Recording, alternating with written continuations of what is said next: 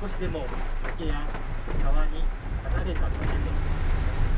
少しでも浸水しにくい高い場所に移動するなど、身の安全を確保する必要があります。また、普段災害が起きないと思われる地域では、そこでも災害の危険があります。今後、まだ火の時と大雨による被害を発生する可能性があります。特別警報が発表されてから避難するのは要注意となります。自分の命、大切な人の命を守るため、特別警報の発表を待つことなく、地元市町村からすでに発表されている避難情報に直ちに従い、身の安全を確保してください。避難する際、現在夜間です。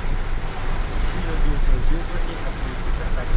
また、地元気象台が発表する地域にこうした詳細な情報を確認することができます。避難の場所が避難をしている近所、人の動物に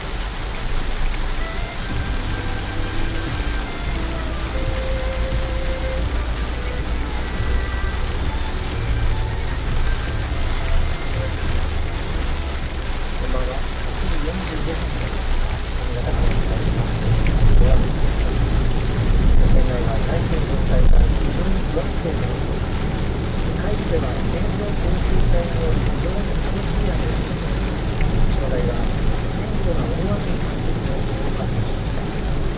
気象台は土砂災害や洪水に厳重に警戒するとともに安全を確保するよう前線の影響で県内は大気の状態が非常に不安定となり、大気を中心に大雨となっています。気象庁によりますと、村上市朝日南東の地区ではレーダーによる解析で午後1時10分までの1時間におよそ10ミリの猛烈な雨が降ったとされます。災害が発生する危険が迫っていることから、気象庁は非常に短時間大雨情報を発表しました。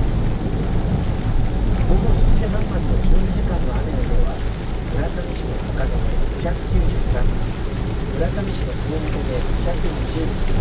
海田市で98.5ミリ、関川村の下関で93.5ミリなどとなっています。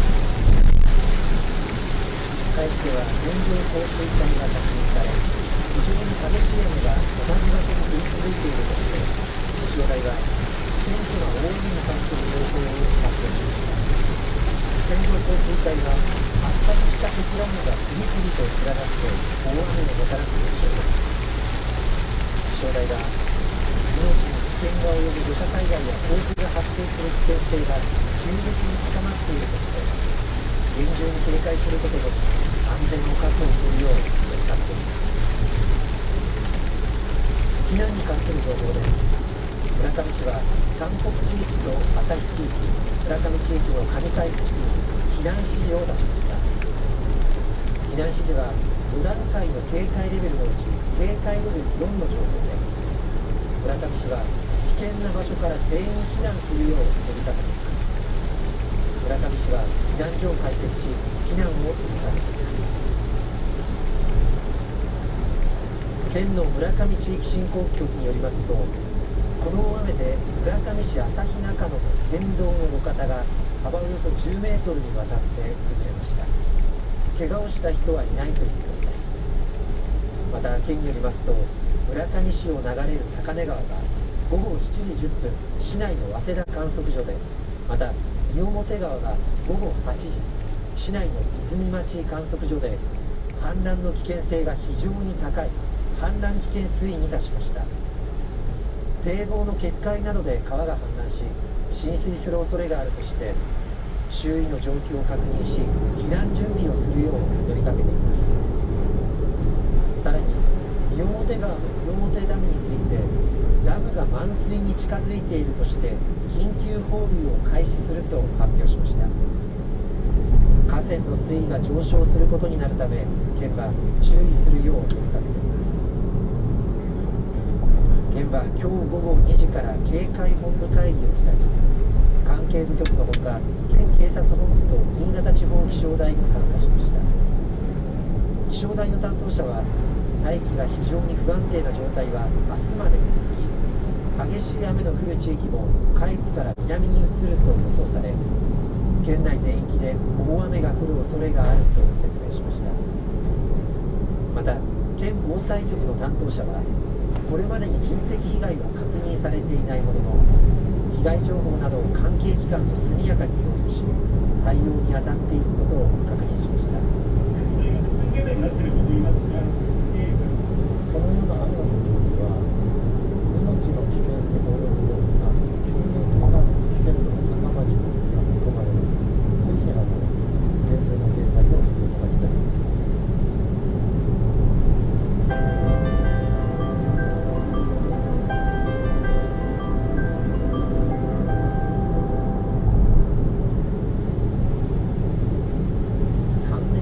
開催されている長岡市の花火大会は2日目です。